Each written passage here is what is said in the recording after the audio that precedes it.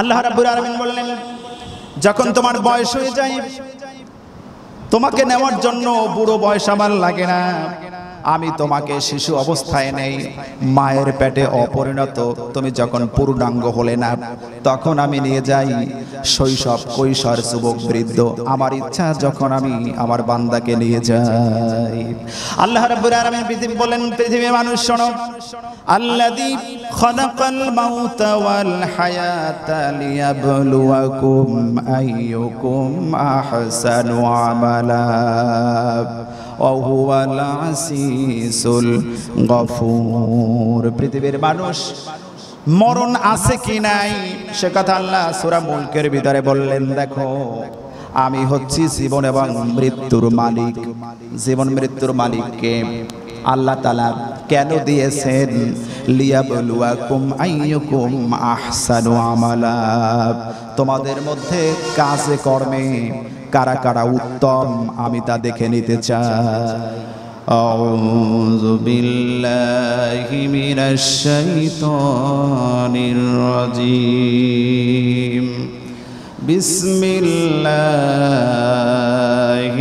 রহমানির রহিম।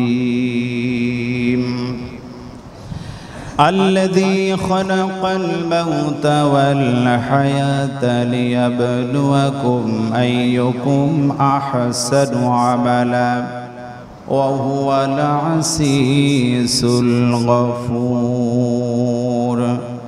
صدق الله العلي العظيم. وقال رسول الله صلى الله عليه وسلم أن تعبد الله كأنك تراه فإن لم تكن تراه فإنه يراك أو كما قال عليه الصلاة والسلام إن الله وملائكته يصلون على النبي يا أيها الذين آمنوا صلوا عليه وسلموا تسليما. اللهم صل على سيدنا مولانا محمد وعلى آل سيدنا مولانا محمد. اللهم صل على سيدنا مولانا محمد وعلى آل سيدنا مولانا محمد. بلغ العلا بكماله كشف الدجى بجماله حسنت جميع خصاله صلوا عليه وآله. কয়েকবার জিকির করি লা ইলাহা ইল্লাল্লাহ লা ইলাহা ইল্লাল্লাহ লা ইলাহা ইল্লাল্লাহ লা ইলাহা ইল্লাল্লাহ لا إله إلا الله لا إله إلا الله لا إله إلا الله محمد رسول الله.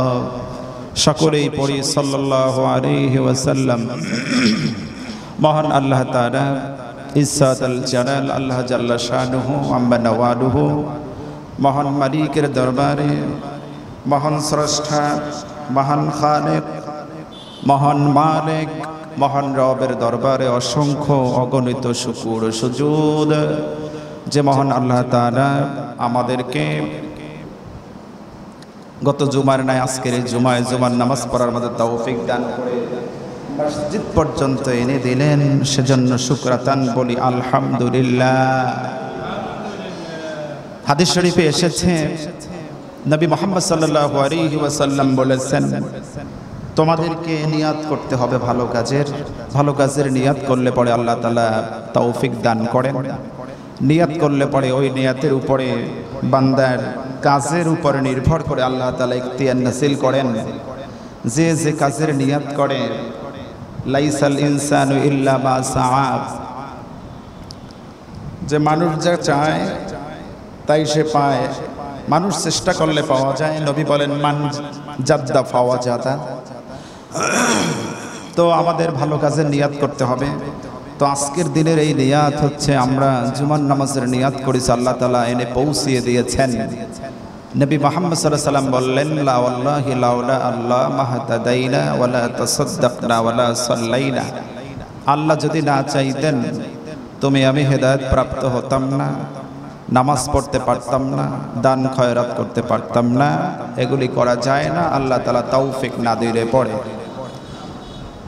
তো আমরা অসংখ্য অগণিত শুকুর সুজুদ আদায় করছি সে মহান আল্লাহ তাআলার প্রতি, যিনি আমাদেরকে তৌফিক দান করে জুমা পড়ার তৌফিক দান করলেন। বলে আলহামদুলিল্লাহ। অসংখ্য অগণিত সালাম এবং দুরূদ বিশ্ব সভার সভাপতি সৈয়দুল মুরসালিন সৈয়দুল কাওনাইন সৈয়দুস সাকালাইন রাহমাতুল আলামিন নবিয়ুনা মুহাম্মদুর রাসূলুল্লাহ সাল্লাল্লাহু আলাইহি ওয়াসাল্লামের শাহানশাহী রওজায়ে আতহারে প্রেরণ করছি। মহান আল্লাহ তাআলার অশেষ মেহেরবানি, এই পৃথিবীতে শত শত 800 কোটি মানুষ প্রায়, তো এর মধ্যে থেকে সাধারণ সমীক্ষায় যা দেখা যায় যে 150 থেকে 200 কোটি মুসলমান। হ্যাঁ, এই তফাৎটা অনেক বেশি হয়ে যায়, প্রায় 200 কোটি হবে মনে হয়। সবচেয়ে বেশি জাতি হচ্ছে খ্রিস্টান। আমি মুসলিম শরীফের হাদিসের ভিতরে দেখেছি, কিতাবুল ফিতান ফিতনার অধ্যায়ের ভিতরে আল্লাহ নবী সাল্লাল্লাহু আলাইহি সাল্লাম বলেছেন যে মুসলিম শরীফের হাদিসটি, যখন খ্রিস্টানদের সংখ্যা বেড়ে যাবে, যখন খ্রিস্টানদের সংখ্যা বেড়ে যাবে তখন তোমরা কিয়ামতের অপেক্ষায় থাকবা। কাদের সংখ্যা বেড়ে যাবে? আসলে এই পৃথিবীতে এখন সবচেয়ে বেশি সংখ্যা খ্রিস্টানদের না, আসলে সমীক্ষায় বৌদ্ধ এইগুলা এখানে, যাই হোক আমাদের এই পূর্ব দেশে, সারা বিশ্বে সমীক্ষায় দেখা গেছে খ্রিস্টান অনেক বেশি। এটা একটি কিয়ামতের আলামত, ছোট আলামতের ভিতরে। নবীজি অনেক কথাই বলেছেন। তো এটা বলার উদ্দেশ্য এই নয় যে তারা খ্রিস্টান হয়ে গেল, কে কাফের, কে বৌদ্ধ, কে অমুসলিম হয়ে গেল, বিষয়টা এমন না। আল্লাহ তাআলা যাদেরকে পছন্দ করেছেন, আবার যে সমস্ত বান্দা আল্লাহ তাআলাকে পছন্দ করেছে, এখানে কিন্তু এরকম যে সমস্ত বান্দা আল্লাহ তাআলাকে পছন্দ করেছে, আবার আল্লাহ তাআলাও ওই সমস্ত বান্দাদেরকে পছন্দ করেছেন, তারা আজকে পৃথিবীতে মুসলমান। সুবহানাল্লাহ। আর এই পৃথিবীতে সবচেয়ে সৌভাগ্যবান মানুষ হচ্ছে তারা, আগেও শুনিয়েছি, যার পিতাও মুসলমান, মাতাও মুসলমান, উত্তরসূরি মুসলমান। এখন শুধুমাত্র একে একটু মানুষ বানাতে হবে। আমরা জানি গরু, ভেড়া, বকরি এদের থেকে যে সন্তানগুলি জন্ম হয় তাদের তো বাচ্চা আছে নাকি? ঘোড়ার পেট থেকে তো আর বকরির বাচ্চা বের হয় না। হ্যাঁ, তো মানুষের সন্তান মানুষের পেট থেকে মানুষই বের হবে, কিন্তু মূল বিষয় হলো তাকে মানুষ বানাতে হয়।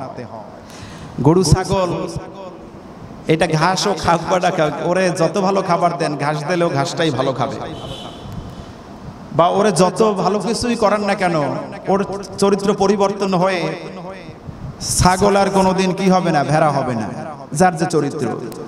কিন্তু মানুষ মানুষ বানাতে হয়। মানুষ মায়ের পেট থেকে যখন আসে ওকে মানুষ বানাতে হয়।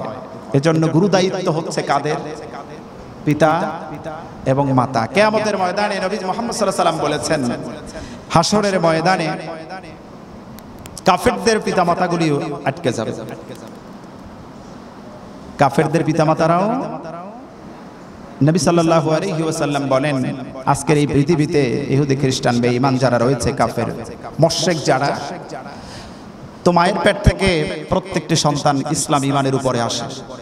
কুল্লু মাউলুদ ইউলাদু আলাল ফিতরা, প্রত্যেকেই ফিতরাত ইসলামের উপরে, সরল সঠিক ধর্মের উপরে, ইসলামের উপরে জন্মগ্রহণ করে, সুবহানাল্লাহ। কিন্তু পিতামাতা তাদেরকে কি করে?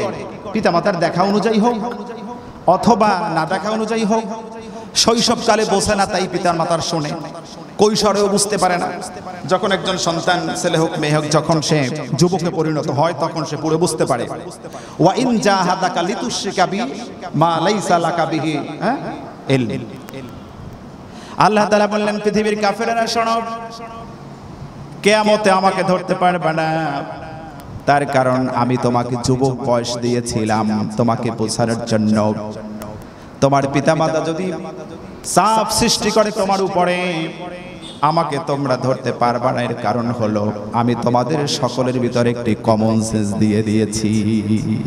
কাফেররা প্রশ্ন করতেই পারে, আল্লাহ কাফেররা, অনেকে সাধারণ প্রশ্ন করে যে ইহুদি খ্রিস্টান হিন্দু বলে, যদি আল্লাহ না বলেন হিন্দু হইলাম কেমনে? আসলে হিন্দু গায়ে লেখা আছে নাকি লেখা? খ্রিস্টান কাফের প্রত্যেক একটা সুন্দর মানুষ। লাকাদ খালাকনাল ইনসানা ফি আহসানি তাকওয়িম। লন্ডন, আমেরিকা, আপনি অন্যান্য দেশে যে সমস্ত হোয়াইট স্কিনের দেশ, চামড়া তাদের সাদা, অত্যন্ত সুদর্শন তারা। অস্ট্রেলিয়ার মানুষ দেখতে অনন্য, 6 ফিট প্রায় লম্বা, কি হ্যান্ডসাম। আপনি কেমনে বলবেন যে আসলে মানুষটা নিঃসন্দেহে মানুষ? কিন্তু উলাইকা হুম শাররুল বারিয়া, সমস্ত মানুষের ভিতরে নিকৃষ্ট মানুষ হচ্ছে কাফের মুশরিকেরা। তো আল্লাহ তাআলা বললেন, তুমি যখন যুবক বয়সে পরিণত হয়েছ, আমার সামনে কিয়ামতের ময়দানে তুমিও প্রতিবাদ করবে, কিন্তু সেদিনকার সেই তোমার প্রতিবাদ আমার কাছে কি হবে না, স্থায়ী রূপ ধারণ করবে না। তার কারণ হলো আমি কোরআনে বলে দিয়েছিলাম, ওয়া ইন জাহাদাকা লিতুশরিকা বি মা লাইসা লাকা বিহি ইলম। যেই ব্যাপারে তোমার জ্ঞান নাই, ওই ব্যাপারে যদি তোমার পিতামাতা তোমাকে চাপ সৃষ্টি করে, তাহলে পিতামাতার আনুগত্য করা যাবে না। পিতামাতার কি করা যাবে না? শুধু একটা কারণে, আল্লাহর বিরুদ্ধে, কোরআনের বিরুদ্ধে, ইসলামের বিরুদ্ধে, নবী মুহাম্মদ সাল্লাল্লাহু আলাইহি ওয়াসাল্লামের বিরোধিতা করলে পরে এই ব্যাপারে পিতামাতার কথা শোনা যাবে না। সহজ কথা মুসলমান আমাদেরকে জানতে হবে, আপনার পিতামাতা যদি বলে তোমার বয়স হয় নাই দাড়ি রাখার, আপনি দাড়ি রাখবেন আপনার পিতামাতার কথা। তখন শরীয়ত, যদি আপনি মায়ের বা মা বাবার কথা শোনেন, তাহলে আপনার পিতামাতা হলো দাড়ি রাখা না রাখার ব্যাপারে শরীয়ত তৈরি করেছে। আল্লাহর কসম করে বলি, মুহাম্মদ সাল্লাল্লাহু আলাইহি ওয়াসাল্লামের সামনে সহকান লিমান গায়রা মিন বাদি, আপনি সেই হাদিসের পাল্লায় পড়ে যাবেন কিয়ামতের ময়দানে। কারণ যেই মাতা বলবে তোমার বয়স মাত্র 22, বিশ্ববিদ্যালয়ের ছাত্র, তোমাকে দাড়ি রাখলে মানায় না। এখন এর মানে কি আমি নাম ধরে ধরে কাউকে দাড়ি রাখতে বলি না বলছি? হ্যাঁ, এটা শরীয়ত, দাড়ি রাখা উচিত। আইম্মা মুস্তাহিদিন, সমস্ত মুহাদ্দিস মুফাসসিরিন ইকরামের মতে দাড়ি রাখা, অসংখ্য হাদিস ইমাম মালিক রাহমাতুল্লাহর মুওয়াত্তার ভিতরে এসেছে। একটা বোঝানোর জন্য বললাম শরীয়তের ব্যাপারে। খবরদার পিতামাতা যারা আছেন, এই ব্যাপারে কখনো হাত দিবেন না সন্তানদেরকে। কিয়ামতের ময়দানে আটকে পড়বেন, ফেঁসে যাবেন। শরীয়ত প্রণেতা হচ্ছে আল্লাহ তাআলা, শরীয়ত প্রণেতা হচ্ছেন বিশ্বনবী মুহাম্মদ সাল্লাল্লাহু আলাইহি ওয়াসাল্লাম। কোরআন আবার হাদিস হচ্ছে মুসলমানদের শরীয়ত, কোরআন এবং হাদিস।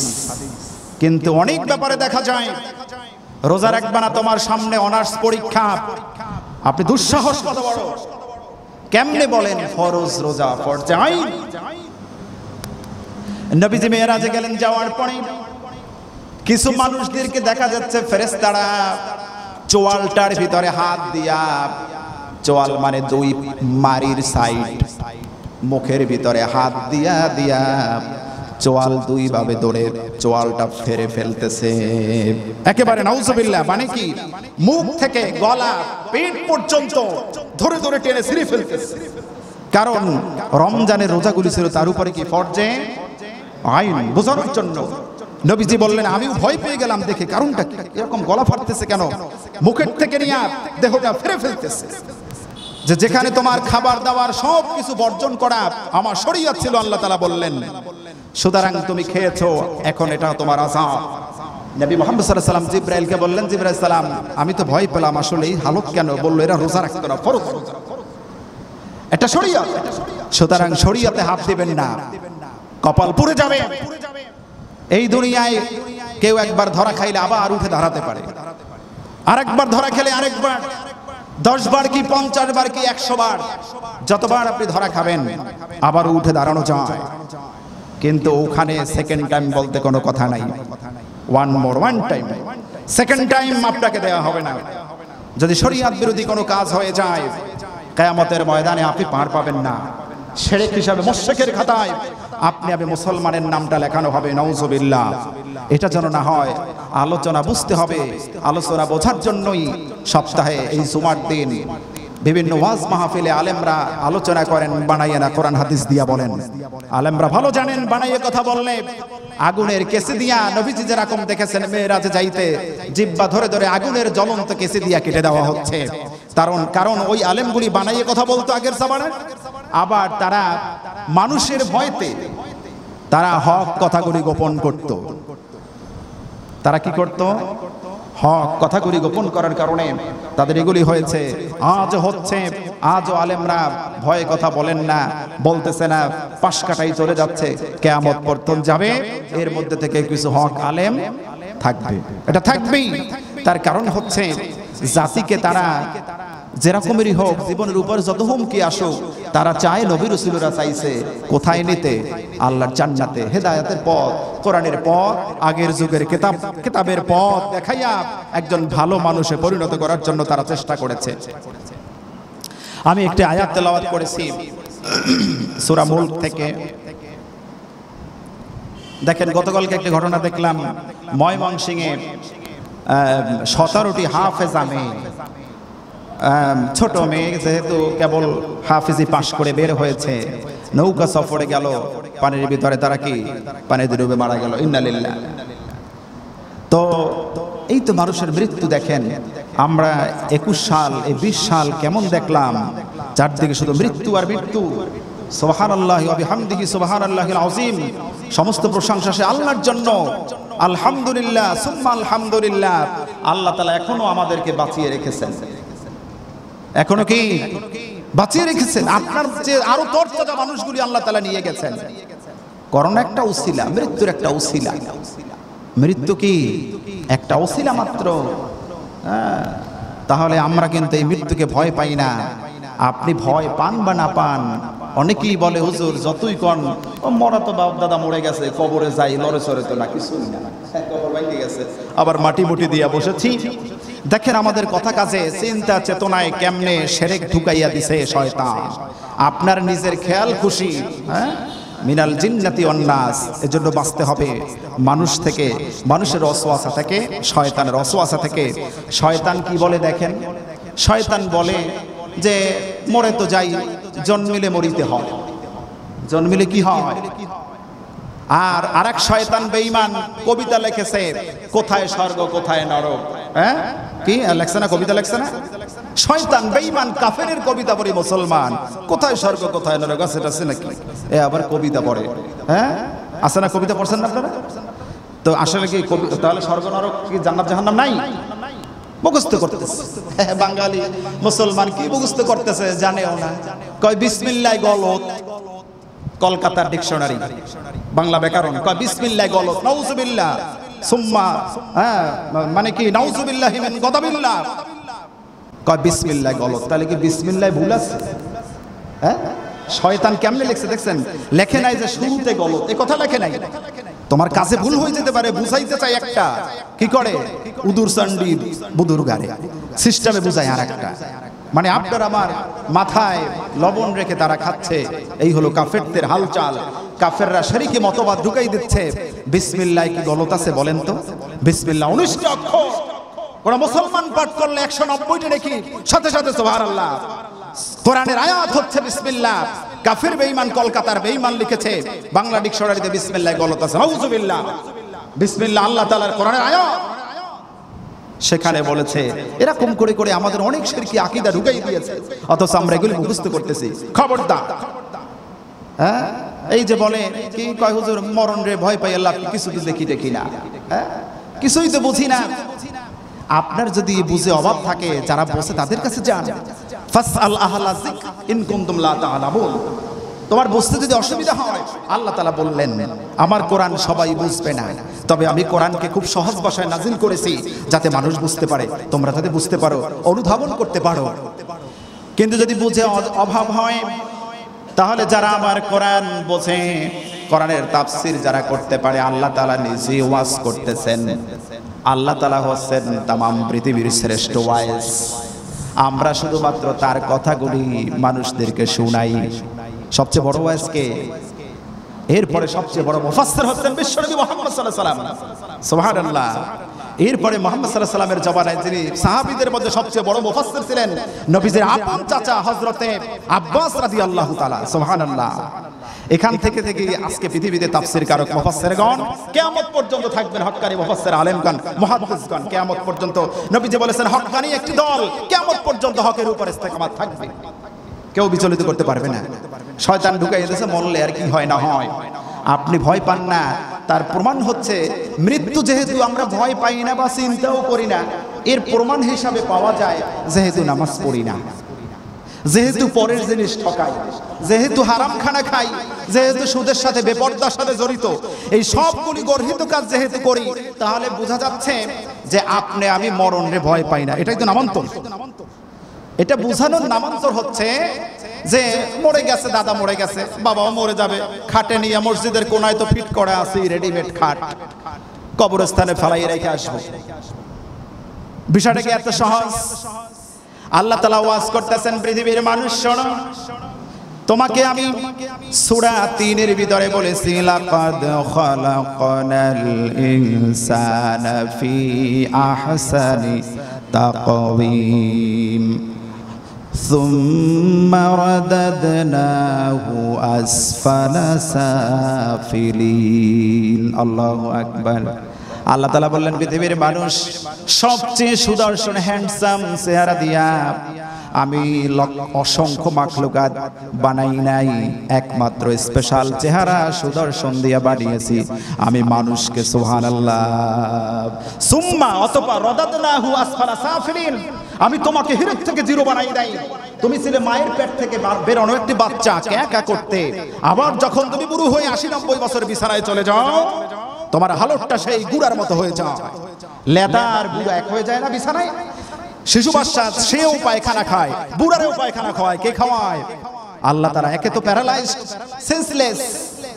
এজন্য আল্লাহ তাআলা বললেন শোনো, মৃত্যু আছে কি না আছে, সুদর্শন হ্যান্ডসাম বানালাম। শোনো, মৃত্যুকে তুমি ভয় পাও না। অথচ নবী মুহাম্মদ সাল্লাল্লাহু আলাইহি ওয়াসাল্লাম বলেছেন ইন্নালিল মাউতি সাকারাত, মৃত্যুতে কি আছে? কষ্ট আছে, কবরের ভিতরে আযাব আছে। লাশটা উপরে রাখলেও সেখান থেকে আযাব শুরু হয়ে যায়। ৩ মাস ৬ মাস লাশ ফ্রিজে থাকে না, যে সমস্ত মানুষ বাহিরে আছে, আপনার নতুন করে তাদের জন্য কি আবার জানাজা হবে, এরপরে কবরে ঢুকাতে হবে না? ওটাই তার জন্য হিসাবের জায়গা হয়ে যায়। ফেরেশতাই তার জন্য কি হয়ে যায়? মুনকার নাকিরের সওয়াল জবাবের জায়গা হয়ে যায়। বিষয়টা হচ্ছে আমরা মৃত্যুকে ভয় পাই না। সম্মানিত মুসলমান, সম্মানিত মুসল্লি ভাইয়েরা, মৃত্যু এমন একটি শব্দ, এটা ভয় পেতে হবে, এটা বুঝতে হবে, অনুধাবন করতে হবে। সবচেয়ে বড় বুদ্ধিমান তো ওই লোক যে মৃত্যুর কথা স্মরণ করে করে তার সামনের পথগুলি যে কি করে পরিচালনা করে, কেমনে হাঁটবে, কেমনে চলবে, কেমনে খাবে, কেমনে ঘুমাবে, আমার হাঁটা চলা, আমার মুআমালাতগুলি কোরআন হাদিস অনুযায়ী হয় কিনা, এটা হলো প্রত্যেকটি মুসলমানের অনুধাবন চিন্তা করা দরকার। একজন যুবক ভাই বলল, এত ভয় দেখায় না, মরণ ভয় পাই না। কেমন মরণ ভয়? কয় কিছুই তো হয় না, দেখি না, টেরও পাই না। দাদারে কবরে রাইখে আসছি, ভয় থাকলে বা মারামারি হইলে কিছু তো টের পাইতাম। তারে বললাম, আপনার যদি গরু ছাগল থাকে কবরস্থানে একটু বাইন্দা রাইখে আসেন, দেখবেন আরে কবরে আযাব হয় কি হয় না। হ্যাঁ, আচ্ছা দেখেন, সে দেখে না বিদায় বিশ্বাস করে না, এটাও কি তার ভিতরে শিরকি আকীদা না? তার ভিতরে খালি কি মূর্তি পূজার সামনে মাথা নত করলে কি শিরক হয়ে যায়? এটাও শিরকি আকীদা। যদি আপনি মরণের ভয় না পান, যেরকম বুঝিয়েছি আল্লাহর কোরআন, আল্লাহ নবীজির হাদিস, সহজ সিরাতুল মুস্তাকিম হেদায়েতের পথে যদি পরিচালিত না হয়ে চলাফেরা না করেন, তার মানে বোঝা যাচ্ছে আপনি আমি মরণে ভয় পাইতেছি না। আল্লাহ রাব্বুল আলামিন বললেন, যখন তোমার বয়স হয়ে যায়, তোমাকে নেওয়ার জন্য বুড়ো বয়স আমার লাগে না, আমি তোমাকে শিশু অবস্থায় নেই, মায়ের পেটে অপরিণত তুমি যখন পূর্ণাঙ্গ হলে না, তখন আমি নিয়ে যাই শৈশব, কৈশোর, যুবক, বৃদ্ধ। আমার ইচ্ছা যখন আমি আমার বান্দাকে নিয়ে যাই। আল্লাহ রাব্বুল আলামিন বলেন, পৃথিবীর মানুষ শোনো, আল্লাযী খালাকাল মাউতা ওয়াল হায়াতা লিয়াবলুয়াকুম আইয়ুকুম আহসানু আমালা ওয়া হুয়াল আসিসুল গফুর। পৃথিবীর মানুষ মরণ আছে কি নাই সে কথা আল্লাহ সূরা মুলকের ভিতরে বললেন, দেখো আমি হচ্ছি জীবন এবং মৃত্যুর মালিক। জীবন মৃত্যুর মালিককে আল্লাহ তাআলা কেন দিয়েছেন? লিয়াবলুয়াকুম আইয়ুকুম আহসানু আমালা, তোমাদের মধ্যে কাজে কর্মে কারা কারা উত্তম আমি তা দেখে নিতে চাই। মানে কি, আপনাকে আমাকে আল্লাহ তাআলা দুনিয়ায় পাঠানোর পরে দেখেন শৈশবে কাটিয়েছি 10টি বছর, 15 বছর কৈশোরে লেখাপড়া করেছেন, 30 বছর চলে গেল চাকরির পিছনে দৌড়াইছেন, আরো 5-7 বছর 40 বছর যুবক বয়স প্রায় পার, সংসার জীবন। তাহলে ইবাদত করলেন কখন বলেন? এই 40 বছরে তো 5 ওয়াক্ত নামাজ পড়তে পারেন নাই। এখন শেষ বয়স আইসা যদি না বোঝেন আর বুঝবো কবে? মানুষ মরণকে ভয় পায় না, অথচ আল্লাহর নবী পয়গম্বরেরা তারা মৃত্যুকে ভয় পেত। নবীজি শেষ বয়সে শেষ দিকে যখন দুনিয়ার থেকে চলে যাবেন, কারো সাথে অনেক সময় মাঝে মধ্যে কথা বলতেন না, স্ত্রীদের কাছে জানাতেন না, সাহাবীদের কাছেও বলতেন না। একদিন নবীজি ঘর থেকে কাউকে কিছু না জানাইয়া একটু দূরে চলে গেলেন। দূরে গিয়া পানি শূন্য একটি ছোট্ট কূপের ভিতরে পা বরং সুলাইয়া কূপের পাড়ে বসলেন। কূপের পাড়ে বসার পরে চিন্তা করলেন, আল্লাহ তাআলা কোরআন নাযিল করলেন মানুষকে হেদায়েতের জন্য। আমি আমার সাধ্য অনুযায়ী চেষ্টা করেছি, আল্লাহ আপনি দেখেছেন, তবে আমি পূর্ণতা আনতে পারি নাই। তামাম পৃথিবী এখনো অসংখ্য মানুষ কাফের রয়ে গিয়েছে, আমি পারি নাই, চেষ্টা করেছি, আল্লাহ আমার চেষ্টাকে কবুল করেন। মনে হয় যেহেতু আমার দাড়ি মোবারক পেকে গেছে, আমার শারীরিক একটা অসুস্থতা, মনে হয় বেশি দিন বাঁচবো না। কূপের ভিতরে চিন্তা করেন, এদিকে সাহাবীরা খুঁজতেছেন, নবীজিকে পাওয়া যায় না। কিন্তু দেখেন যাদের কলিজার বেশি টান এরা অল্পতে খুঁজে পেয়ে যায়। আবু বকর রাদিয়াল্লাহু তাআলা বলেন, আল্লাহ তাআলা বিশ্ব নবী কোথায় গেলেন? আমি যেন খুঁজে তাড়াতাড়ি পাই, আমাকে মিলাইয়া দেন। নবীজিকে না পেয়ে আমার কলিজা ছটফট করে। আবু বকর রাদিয়াল্লাহু তাআলা আল্লাহর নাম নিয়ে নেমে গেলেন। কিছুক্ষণ পরে খুঁজে বিশ্ব নবীকে পেলেন ওই গুহার ভিতরে, ওই যে কূপের ভিতরে পা ঝুলাইয়া। এরপরে কি যেন চিন্তা করতেছেন খুব মনোযোগ সহকারে। কাছাকাছি যাওয়ার পরে নবীজিকে সালাম দিলেন আবু বকর রাদিয়াল্লাহু তাআলা। আবু বকর রাদিয়াল্লাহু তাআলাকে নবীজি বললেন, আবু বকর আমার ডান পাশে আমার মতো বসো। কিছুক্ষণ পরে ওমর রাদিয়াল্লাহু তাআলা খোঁজার জন্য গেলেন। ওমর রাদিয়াল্লাহু তাআলা যাওয়ার পরে বললেন, ওমর, নবীজি বললেন, ওমর তুমি আমার বাম পাশে বসো। এরপরে 3 নম্বরে গেলেন হযরত ওসমান গনি রাদিয়াল্লাহু তাআলা জিন্নুরাইন। তিনি যাওয়ার পরে নবীজি বললেন, ওসমান তোমার জায়গা আমার এই কূপের ভিতরে নাই। কি এই কূপের ভিতরে তোমার বসার মতো জায়গা নাই? এর দ্বারা কি আপনারা কিছু বুঝছেন? যারা বোঝার তারা বুঝে ফেলেছে। আবু বকর রাদিয়াল্লাহু তাআলা বুঝে ফেললেন, ওমর রাদিয়াল্লাহু তাআলা এতটা বুঝলেন না। আবু বকর রাদিয়াল্লাহু তাআলা বললেন, ওমর ভাই আমি বুঝে গেছি, আর বাকি নাই। তার মানে হচ্ছে আমরা যে 3 জন বসেছি আমাদের সিরিয়াল মৃত্যুর। সুবহানাল্লাহ। বিশ্বনবী আগে চলে গেলেন। এরপরে দ্বিতীয় স্তর হলো হযরতে আবু বকর রাদিয়াল্লাহু তাআলা নবীজির পরে চলে গেলেন। দেখেন কেমনে কার ডাকে কিভাবে সাড়া দেয়। আল্লাহর নবী পয়গম্বরেরা মৃত্যুকে ভয় পেয়েছে, মরণকে ভয় পায়। আপনি আমি ভয় পাই না, ছেলে খেলা মনে করতেছেন, মনে করেন এগুলি কিছুই না। অথচ কবরেও আযাব আছে, মৃত্যুতে আযাব আছে। ঈমানদারদের জন্য আল্লাহর জান্নাত থেকে 3 জন ফেরেশতা, 4 জন ফেরেশতা আছে। কয়জন? আবার জাহান্নামীদের জন্য ফেরেশতা আছে। ঈমানদারদের জন্য তিনটি লক্ষণ দেখা যায়। ঈমানদার যখন মৃত্যুবরণ করে আবার জাহান্নামী যখন মারা যায়, বেঈমান হয়ে যখন কোনো মুসলিম মারা যায়, তখনও তার চেহারা সূরাতে 3টি ছাপ পড়ে যায়। সুতরাং আলোচনা হচ্ছে যেন আমাদের একটি সুন্দর মৃত্যু হয়, খাতাম বিল খায়ের হয়, এটা বোঝানোর জন্য। হযরতে মুহাম্মদ সাল্লাল্লাহু আলাইহি ওয়াসাল্লাম ওফাতে চলে যাওয়ার পরে আবু বকর রাদিয়াল্লাহু তাআলা যখন চলে গেলেন, এর মধ্য দিয়া হযরত জিবরাইল আলাইহিস সালামকে আল্লাহ তাআলা পাঠিয়েছিলেন বিশ্ব নবীর কাছে, ইয়া রাসূলুল্লাহ, আল্লাহ তাআলা আপনার কাছে আমাকে 2টি অপশন নিয়ে পাঠিয়েছেন। কয়টি? প্রথম অপশন হলো, যদি আপনি চান কিয়ামত পর্যন্ত আল্লাহ তাআলা আপনাকে হায়াত দিবেন, সুবহানাল্লাহ। যদি আপনি চান, অথচ আপনি হয়তো চান বা না চান, আপনার সাহাবা আজমাইন তো চাই, আপনার উম্মতেরাও চায় যেন আপনি কিয়ামত পর্যন্ত থাকেন। কিন্তু দ্বিতীয় অপশন হলো, মহান আল্লাহ তাআলা আমাকে দ্বিতীয়টাও বলেছে যে আমার বন্ধুকে আমি দুনিয়ায় পাঠাইয়া অসহায় হয়ে পড়েছি। আল্লাহ অসহায় প্রকাশ করতেছেন, তার প্রমাণ কোরআনেই দেখা যায়। নবী মুহাম্মদ সাল্লাল্লাহু আলাইহি ওয়াসাল্লাম যখন কোরআন আয়াত নাজিল হয়, ইয়া আইয়ুহাল মুদাসসির ইয়া আইয়ুহাল মুজাম্মিল, বন্ধু কি সুন্দর করে বন্ধুকে বলে। আসলে আল্লাহ তো অসহায় না, বোঝানোর জন্য। বন্ধু যদি বন্ধুর কাছে না থাকে ভালো লাগে না। দ্বিতীয় অপশন ছিল জিবরাইল, আমার হাবিবুল্লাহকে বলবা আল্লাহ আপনার সাথে দেখা করতে চান, বন্ধু বন্ধুর সাথে মিলনে বড় আগ্রহী। আর বলা লাগে খুললা, আল্লাহ তাআলা বললেন জিবরাইল আল্লাহ তাআলাকে বলিও সেকেন্ড অপশন গ্রহণ করলাম, বন্ধু বন্ধুর সাথে দেখা করতে আগ্রহী। প্রথম অপশন আমি গ্রহণ করলাম না। মুহাম্মদ সাল্লাল্লাহু আলাইহি ওয়াসাল্লাম চলে গেলেন, আবু বকর রাদিয়াল্লাহু বেকুল হয়ে গেলেন এই পৃথিবীতে বেঁচে আল্লাহ কি। দ্বিতীয়বার আবু বকর রাদিয়াল্লাহু যখন ইন্তেকাল করলেন, দেখেন ওমর রাদিয়াল্লাহু তাআলা জানাজা পড়াইয়া যখন বিশ্বনবীর রওজা আবু বকরের কাছে নিয়ে গেলেন, এখন কিভাবে কবরস্থ করবেন, ইজাজত লাগবে কিনা?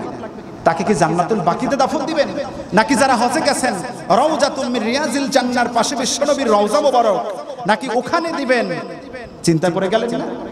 আবু বকর রাদিয়াল্লাহু দাঁড়িয়ে বললেন, সালাম দিয়ে আসসালাতু ওয়াসসালামু আলাইকা রাসূলুল্লাহ, আপনার মতো ওফাতে তো আপনার জীবন সাথী, প্রিয় সাহাবী, আপনার জীবনের সাথী হযরতে আবু বকর তারা ইন্তেকাল করেছেন, লাশটি আপনার পাশে রাখলাম, এখন কোথায় দাফন করব বলে দেন। কবর থেকে গভীরভাবে আওয়াজ আসলো, স্পষ্ট আওয়াজ, উদখিলাল হাবিবা ইলাল হাবিবি ফাইনাল হাবিবা ইলাল হাবিবি মুশতাক। সুবহানাল্লাহ। বিশ্বনবী বললেন, ওমর, আবার আমি আল্লাহর ডাকে যেরকম সারা দিয়ে বন্ধু বন্ধু মিলে গেছি, আবু বকরও আমার বন্ধু, ওমর বন্ধু বন্ধুর সাথে মিলনে আগ্রহী, সুতরাং আমার ডান পাশে আমার আবু বকরকে শোয়াইয়া দাও। তাহলে এত সহজ না, কেউ থাকতে পারে নাই। লক্ষাধিক পয়গম্বর, আল্লাহর সিলেক্টেড বান্দারা, যারা পৃথিবীর মধ্যে শ্রেষ্ঠ মানুষ ছিল, আল্লাহ তাআলা তাদেরকে রাখেন নাই, আমাদের থাকবো নাকি? এত সহজ না। মৃত্যু এত সহজ মনে করবেন না। আজরাইল সালাম তার এই আঙ্গুলটি রেখেছিলেন বিশ্ব নবীর বুক মোবারকের উপরে, দেখার জন্য নবীজির হালত কি, শারীরিক হালত। নবীজি বলেন, আজরাইল কি রেখেছো? যা রেখেছো সরাও। আজরাইল সালাম বললেন, আল্লাহ রাসূল, আমি একটু আঙ্গুলটা রেখেছিলাম আপনার বুক মোবারকে। বললেন, আমার উপরে মনে হয় তুমি জানো পাথর চাপা দিয়েছো। তখন নবী বলেছেন, ইন্নালিল মাউতে সাকরা, নিঃসন্দেহে মৃত্যুতে আযাব আছে। সামনের সপ্তাহে যদি আল্লাহ তৌফিক দেয় বলবো, হযরতে ইব্রাহিম আলাইহিস সালাম আল্লাহর কাছে দরখাস্ত করেছেন, আল্লাহ তাআলা মৃত্যুতে তো আযাব আছে, কেমনে আছে? আমি একটু আজরাইলের সাথে কথা বলতে চাই, যদি আপনাকে আবার একটু কবুল করেন, আজরাইলের সাথে দেখা করতে চাই। আজরাইল সালাম আসলো, আল্লাহ বলেন, আজরাইল যাও, আমার খলিলুল্লাহ কথা বলবে। যাওয়ার পরে বললেন, আজরাইল তোমার জান্নাতি মানুষের কোন হালতে জান কবজ করো, আর জাহান্নামী মানুষের কোন হালতে জান কবজ করো। আজরাইল সালাম বললেন, আল্লাহর খলিলুল্লাহ ইব্রাহিম আলাইহিস সালাম সহ্য করতে পারবেন না জাহান্নামীদের কেমনে জান কবজ করে, কোন বদ সূরাতে, আর জান্নাতীদেরকে জান কবজ করে নেক সূরাতে। এটাই কেউ ভয় পায় না, খুশি হয়ে আল্লাহর ডাকে সাড়া দিতে চায়। তার কারণ আল মাউতু তুহফাউল মুমিন, মৃত্যু মুমিনের জন্য উপহার, হাদিয়া। সুবহানাল্লাহ। কিন্তু আল্লাহর নবী বললেন, আজরাইল আমাকে একটু দেখাও আমি জাহান্নামীদের সেই সূরাটি কিভাবে তুমি জান কবজ করো, অল্পের মধ্যে শেষ করি। নবীজি বললেন, এই কথা নবীজি বলতেছেন আমাদের কাছে। আজরাইল সালাম বললেন, নবী খলিলুল্লাহ আল্লাহর বন্ধু ইব্রাহিম আলাইহিস সালাম, আপনি একটু পিঠ মোবারক দিয়ে আমার দিকে দাঁড়ান, যাতে আমাকে না দেখেন, আমি একটু আমার অবয়ব আমার সূরাটা একটু পাল্টাই, এরপরে দেখবেন কি হালতে জান কবজ করে জাহান্নামীদের বেঈমান মুনাফিকদের।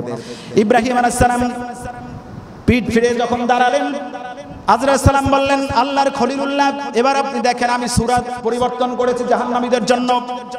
কিতাবে এসেছে হযরতে ইব্রাহিম আলাইহিস সালাম একটু মোড় ফিরে যখন সামান্য চোখের অ্যাঙ্গেলে চোখে পড়ল আজরাইল সালামের সেই জাহান্নামী সূরা, সাথে সাথে মুহূর্তের ভিতরে ন্যানো সেকেন্ডের ভিতরে বেহুশ হয়ে জমিনে পড়ে গেলেন, বেহুশ হয়ে পড়ে গেলেন। আজরাইল সালাম ভয় পেলেন। এরপরে আল্লাহর কাছে বলেন, আল্লাহ আমার খুব ভয় লাগছে, ইব্রাহিম আলাইহিস সালাম উঠে না জানে মরে গেল। বললো না, তোমাকে থেকে ভয় পেয়েছে। এরপরে আজরাইল সালাম সূরা পরিবর্তন করলেন, সুন্দর অবয়ব আনলেন। আজরাইল সালাম বললেন, বলছিলাম না যে আপনি সহ্য করতে পারবেন না? তো আমরা মনে করি দেখি না শুনি না, তাই মনে অনেক কিছু নাই। হ্যাঁ, আসলে এরকম না। এই চিন্তা করাও যদি আপনার দিলের ভিতরে আসে, জান্নাত জাহান্নাম কি হয় না না হয়, মরণে মায়ের কবরে পিটায় না আপনি কিছু দেখি না, তার মানে এই না যে আযাব নাই। আমাদেরকে বুঝতে হবে মরার জন্য মৃত্যুর জন্য প্রস্তুতি নেন। এতে করে ভয়ের কিছু না যে ভয় দেখান কালকে মরে যাব না। ভয়, মৃত্যুর ভয় থাকলে লাজ্জাতি আনিল মাউত, যদি আপনার মৃত্যুর ভয় থাকে তাহলে দুনিয়ার 60টা আপনার কাছে তিতা হয়ে যাবে। বেশি বেশি টাকা বেশি বেশি খাই এগুলি আপনি করবেন না। এর ভিতর থেকেও হালাল খানা, গাড়ি বাড়ি বিল্ডিং করবেন, হালাল, অসুবিধা নাই। কিন্তু অধিকাংশ যদি নিয়তটা যদি কিয়ামতমুখী না হয় তাহলে কি হবে না, ইমানি হালত নিয়ে আল্লাহর কাছে যাওয়া যাবে না। সুতরাং আল্লাহ তাআলা আমাদেরকে মৃত্যুর জন্য প্রস্তুত হওয়ার তৌফিক দান করুন। যেহেতু মরা লাগবেই, প্রস্তুতি নেওয়াই ভালো। হ্যাঁ, কখন না জানি আজরাইল সালাম চলে আসে। আল্লাহ তাআলা আমাদেরকে আমল করার তৌফিক দান করুন। আলহামদুলিল্লাহি রাব্বিল আলামিন।